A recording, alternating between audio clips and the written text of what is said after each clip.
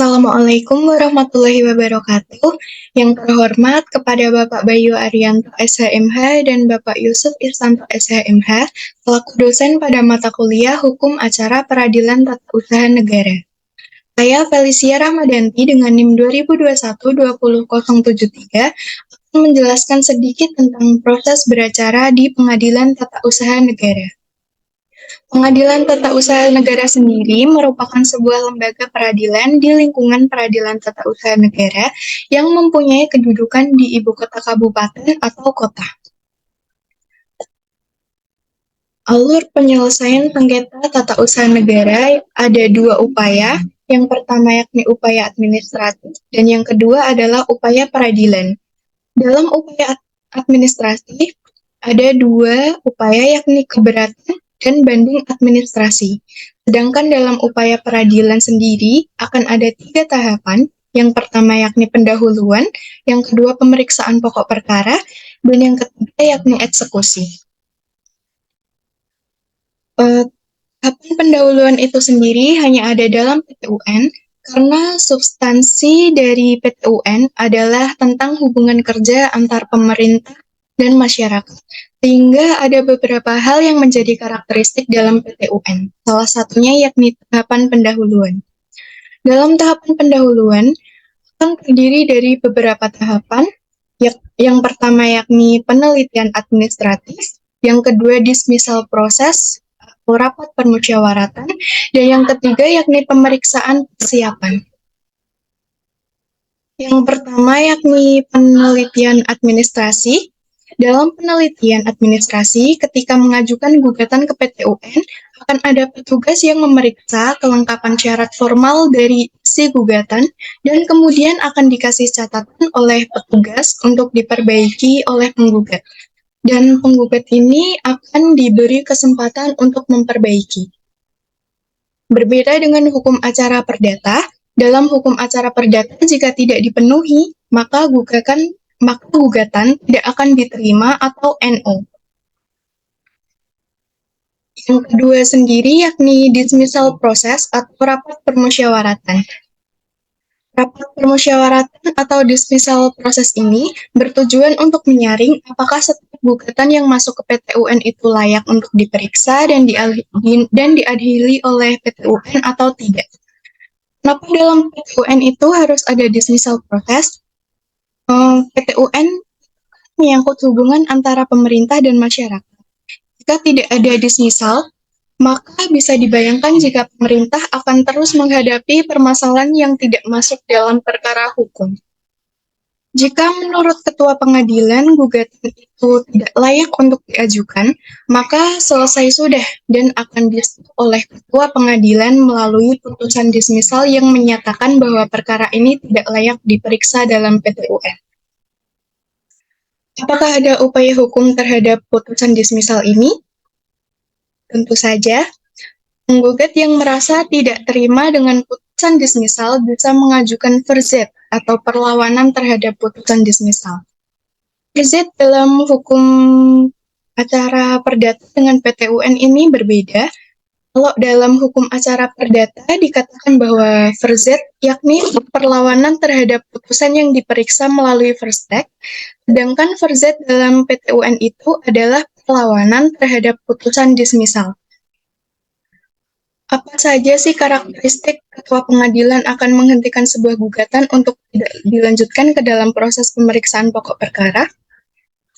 Dalam Undang-Undang Nomor 5 tahun 1986 ditegaskan ada beberapa alasan putusan dismissal menyatakan gugatan itu tidak dapat diperiksa. Yang pertama, yakni pokok gugatan tersebut nyata-nyata tidak termasuk dalam wewenang pengadilan. Ini terkait dengan kompetensi absolutnya. Dan yang kedua yakni syarat-syarat gugatan itu sebagaimana dimaksud dalam pasal 56 tidak dipenuhi oleh penggugat sekalipun ia telah diberitahu dan diperingatkan. Ini kait dengan penelitian administratif Jadi, ketika gugatan dikoreksi untuk dilengkapi, tapi ternyata tidak dilengkapi juga sesuai arahan, maka ketua pengadilan berhak untuk memutuskan bahwa gugatan tidak layak diperiksa di PT UN. Yang ketiga, yakni gugatan tersebut tidak didasarkan pada alasan-alasan yang layak. Alasan pengajuan gugatan itu ada dua. Yang pertama, bersihing yang menjadi objek gugatan itu tidak termasuk atau tidak sesuai dengan peraturan perundang-undangan yang berlaku. Dan alasan yang kedua yakni bersihing yang menjadi objek pengadilan tidak sesuai dengan asas-asas umum pemerintahan yang baik. Yang B atau yang kelima, hal yang dituntut dalam gugatan sebenarnya sudah penuhi oleh keputusan tata usaha negara yang digugat. Ini terkait dengan dalam suatu gugatan. Ketua pengadilan itu memeriksa bahwa apa yang diminta oleh penggugat itu sudah dipenuhi oleh tergugat, maka ketua pengadilan akan menyatakan gugatan ini tidak akan masuk dalam pemeriksaan pokok perkara. Dan yang terakhir, atau alasan putusan dismisal yang terakhir, yakni gugatan diajukan sebelum waktunya. Ini terkait dengan gugatan prematur dan gugatan daluarsa. Jika kita mengajukan gugatan sebelum waktunya, maka gugatan akan dinyatakan gugatan prematur. Tapi, sebaliknya jika kita mengajukan gugatan lebih dari 90 hari sejak bersihing yang menjadi objek gugatan itu diumumkan atau diterbitkan, maka gugatan itu akan dinyatakan daluarsa. Ada dua kemungkinan ketika penggugat menerima putusan dismisal yang menyatakan bahwa gugatan yang diajukan itu tidak dapat diterima, maka penggugat bisa mengajukan verzet atau perlawanan terhadap putusan dismisal tersebut. Yang tadinya penggugat menjadi lawan ya, dan ketua pengadilan yang memutuskan dalam proses dismisal itu akan menjadi terlawannya. Pengajuan perlawanan ini akan diperiksa oleh hakim tunggal melalui pemeriksaan acara singkat. Ada dua kemungkinan. Jika verzet itu diterima, maka putusan dismisal dinyatakan gugur demi hukum dan gugatan dilanjutkan ke proses berikutnya, yakni pemeriksaan persiapan yang dilakukan oleh majelis hakim. Dan kemungkinan yang kedua, jika putusan verzet itu ditolak, maka sudah upaya hukum yang dapat diajukan oleh penggugat atau pelawan, kecuali jika gugatan itu prematur. Dan yang ketiga, setelah itu akan masuk dalam tahapan berikutnya, yakni pemeriksaan persiapan yang dilakukan oleh majelis hakim untuk melengkapi kembali berbagai macam syarat, termasuk di dalamnya ketika gugatan tidak dapat menyertakan bersihing atau objek gugatan dengan alasan bahwa penggugat tidak mendapat bersihing itu gara-gara ditahan oleh tergugat. Maka, dalam pemeriksaan persiapan ini, majelis hakim dapat meminta untuk menyerahkan objek gugatan atau bersihing kepada majelis hakim.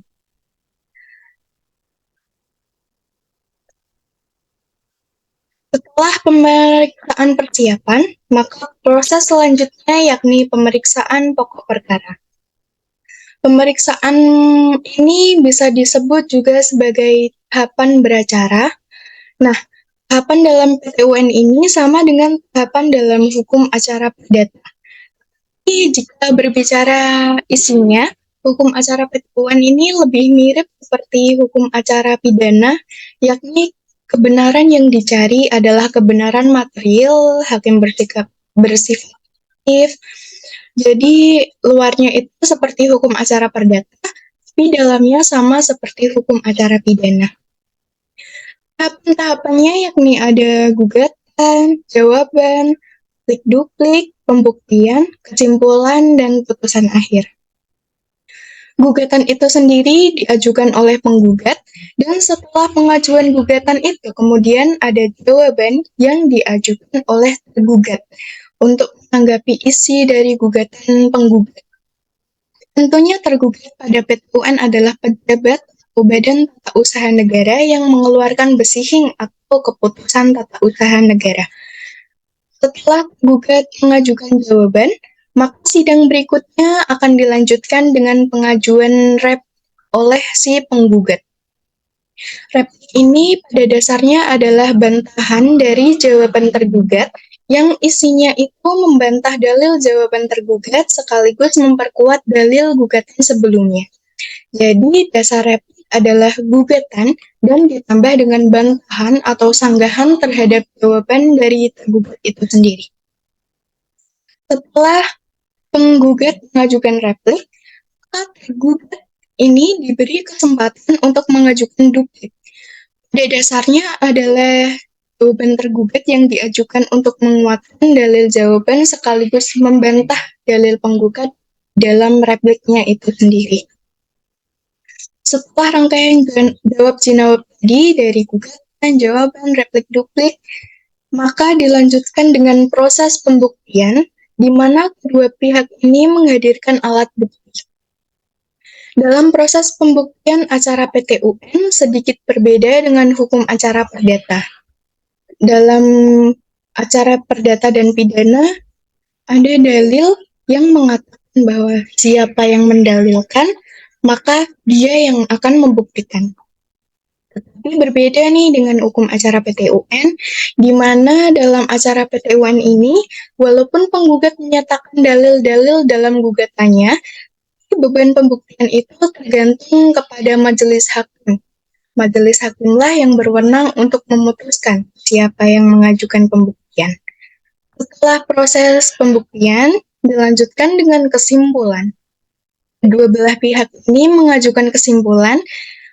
Kesimpulan adalah penilaian akhir para pihak terhadap fakta yang terjadi dalam proses persidangan yang dianggap menguatkan dalil-dalil mereka dan digunakan untuk mencoba menggiring opini hakim agar diamini oleh majelis hakim.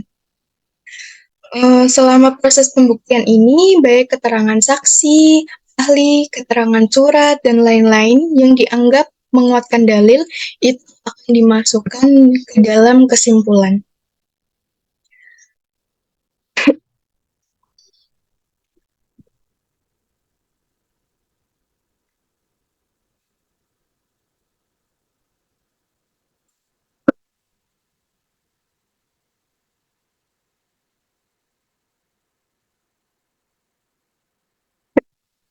Tujuannya adalah untuk menggiring opini hakim untuk terakhir kalinya agar apa yang menjadi keinginan dari para pihak itu bisa menjadi putusan oleh majelis hakim. Setelah mengajukan kesimpulan, maka majelis hakim akan bermusyawarah untuk memutus putusan akhir. Langkah yang terakhir yakni eksekusi. Eksekusi dalam pelaksanaan eksekusi atau pelaksanaan putusan dalam PT UN adalah aturan tentang cara dan syarat-syarat yang dipakai oleh perlengkapan negara guna membantu pihak yang berkepentingan untuk menjalankan putusan hakim apabila pihak yang kalah tidak bersedia mematuhi isi putusan dalam waktu yang telah ditentukan. Baik, terima kasih. Itu tadi adalah sedikit presentasi dari saya. Billahi taufiq wal hidayah. Wassalamualaikum warahmatullahi wabarakatuh.